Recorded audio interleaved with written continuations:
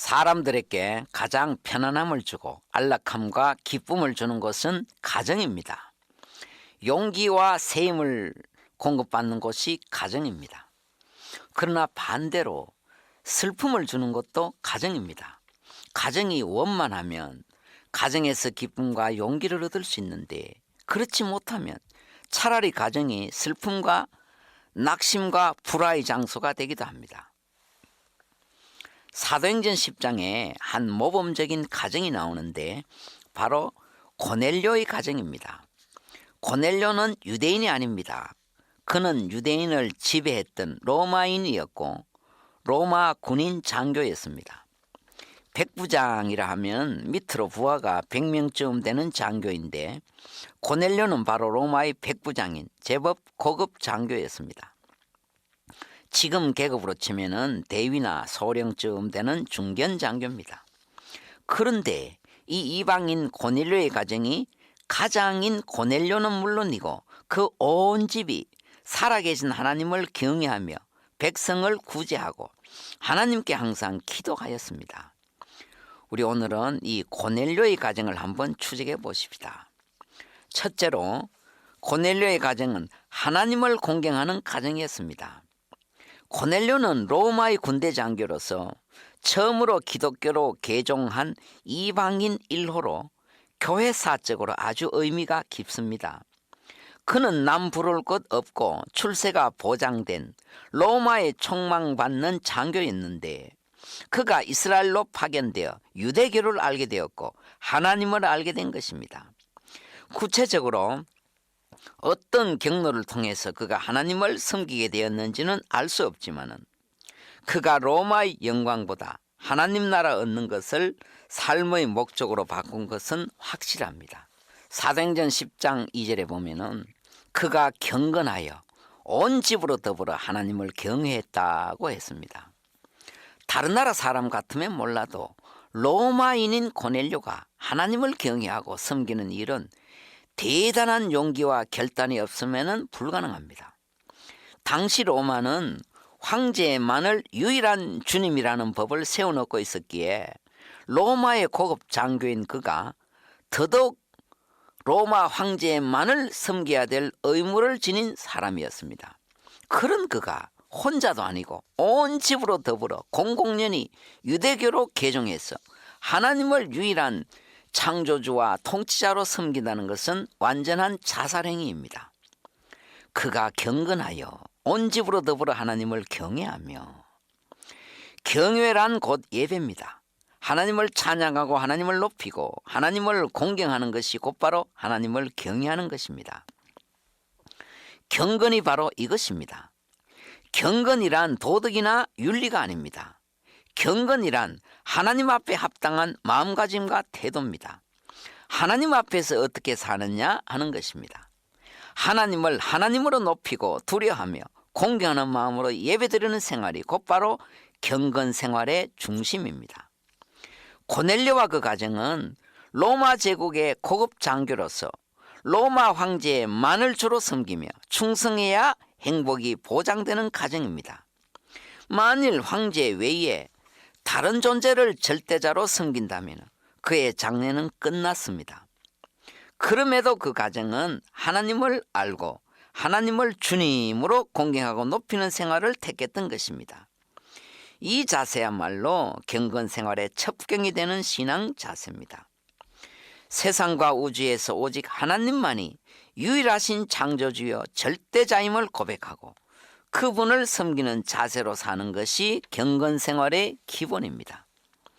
그는 또한 2절 후반에 보면은 하나님께 항상 기도하더니 했습니다. 고넬료는 하나님을 막연하고 상징적으로만 섬긴 것이 아니라 그분과 늘 현실적으로 교제하는 기도 생활을 항상 했다는 것입니다. 당시 유대인들은 시간을 정해놓고 하루에 3번씩 기도했는데, 고넬료도 그 기도 시간에 맞춰 항상 기도함으로 하나님과 신령한 교제를 나누고 있었던 것입니다. 성도가 이 세상을 살면서 참된 경건 생활을 하는 것이 그렇게 쉽지 않습니다. 그래서 사도 바울은 늘 기도와 간구와 도구의 생활을 하라고 권면합니다. 하나님께 늘 기도하여 하늘의 지혜와 위로를 얻어야 이 사탄에게 속한 세상에서 늘 승리할 수 있습니다. 고넬료와 그 가정은 이처럼 기도로서 하나님과 교제함으로 경건의 지혜와 경건의 능력을 얻었던 것입니다. 두 번째입니다. 고넬료 가정은 이웃을 섬기는 가정이었습니다. 참된 경건 생활은 예배와 헌신과 기도 생활뿐 아니라 주변에 궁핍하고 어려운 이웃에게 자비를 베푸는 구제 생활도 따라야 됩니다.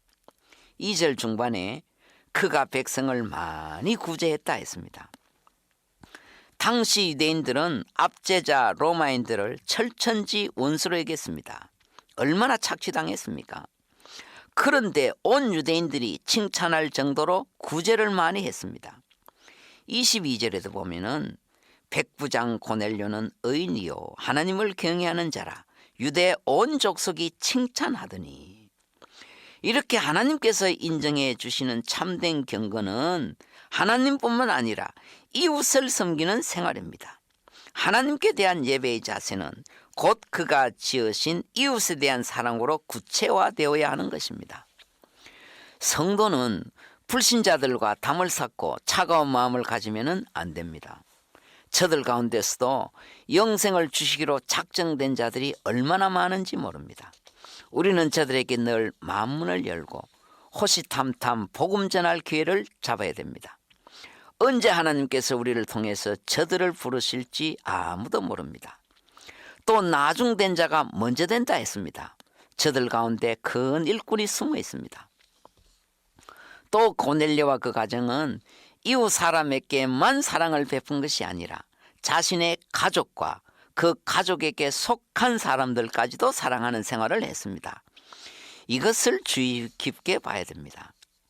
고넬료의 명령을 받은 하인 둘과 종 하나가 베드로를 만나 한 말이 22절인데 백부장 고넬료는 의인이요 했습니다.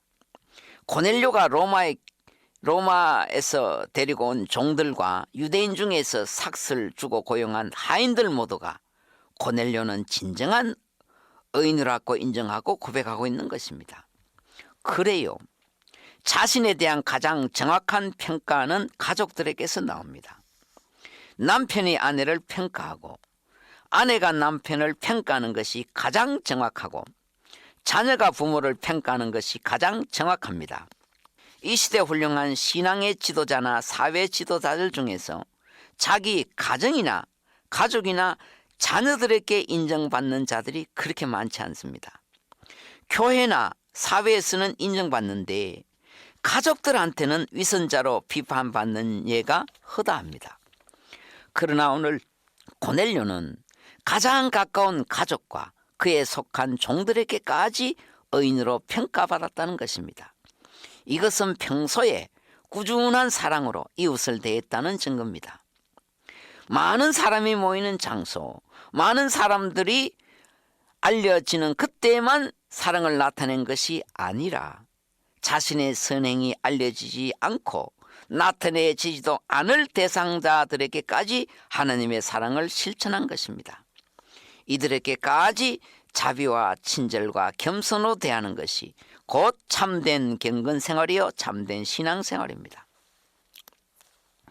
바울은 말세가 되면은 종교를 어떤 이익의 수단으로 생각하고 거짓 경건생활로 위장하는 위선자들이 생겨난다고 경고했습니다.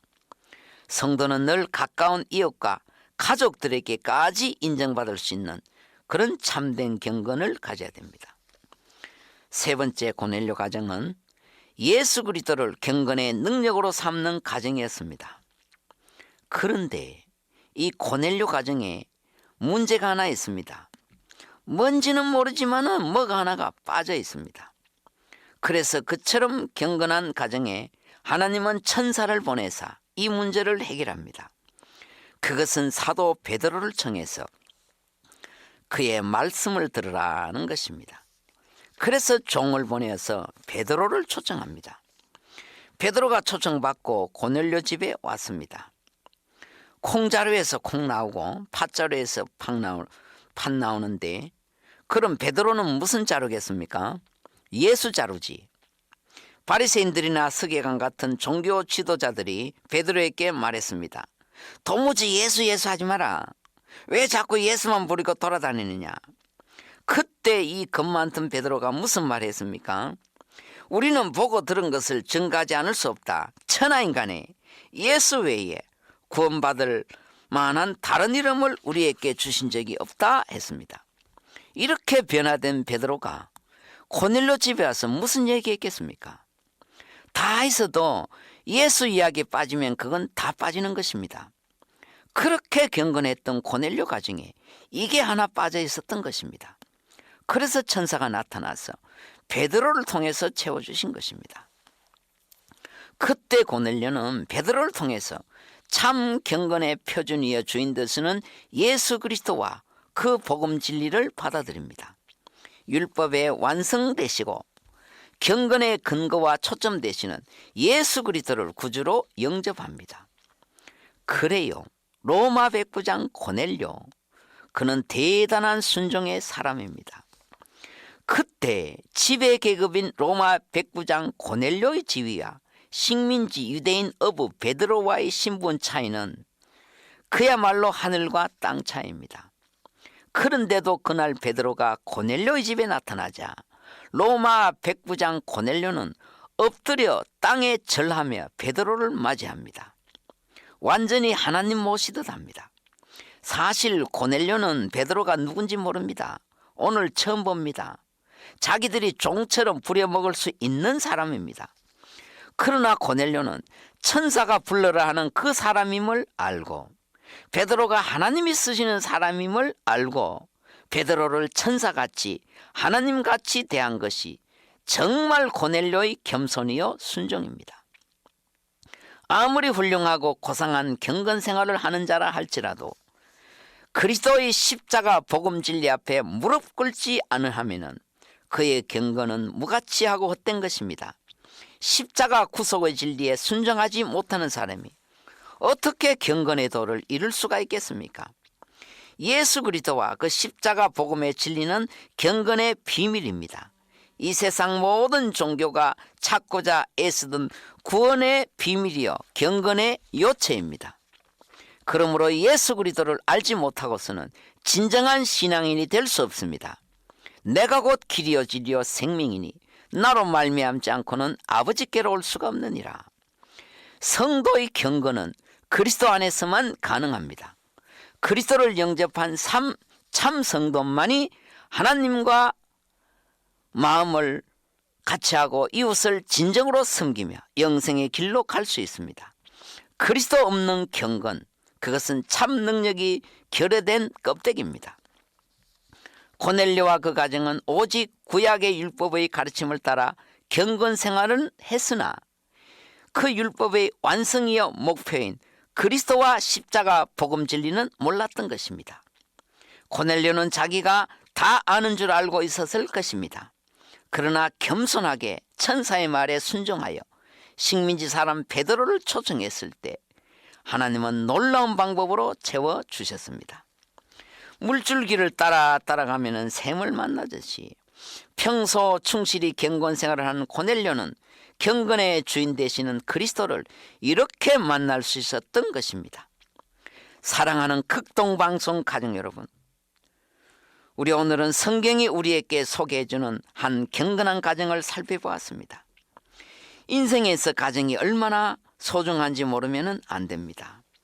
인생이란 가정에서 출발해서 가정에서 맞춰집니다. 지금은 모두가 병원에서 아기를 낳지만은 이게 불과 20, 30년 정도밖에 되지 않습니다. 다 가정에서 아기 낳았습니다. 초상도 그렇습니다. 지금은 다 병원 장례식장에서 장례를 치르지만은 원칙은 가정입니다. 그래서 사람이 돌아가실 때쯤 되면은 병원에서 얼른 가정으로 모셔왔습니다. 인생의 출발은 가정이요 마무리도 가정입니다. 가정은 인생의 알파와 오메가입니다. 신앙도 가정에서 먼저 신앙되어야 합니다. 가정에서 먼저 부모로부터 신앙을 배우지 못하면 자녀들은 참 구원받기 어렵습니다. 물론 교회도 있지요. 그러나 먼저는 가정입니다. 가정에서 신앙의 분위기가 없으면 일단 자녀 교육에는 실패합니다. 경건한 가정에서 경건한 자녀가 나오고 믿음의 가정에서 결국 믿음의 자녀가 배출된다는 것을 잊어버리시면 안 됩니다. 그래서 성도는 늘 가정이 작은 교회가 되도록 힘써야 됩니다. 우리 오늘 고넬료의 가정처럼 하나님을 경외하고 이웃을 사랑하는 구체적인 생활이 참된 경건의 모형입니다. 그리고 그 경건 생활의 기초여 뿌리는 바로 예수 그리스도입니다. 은혜로운 날 되십시오.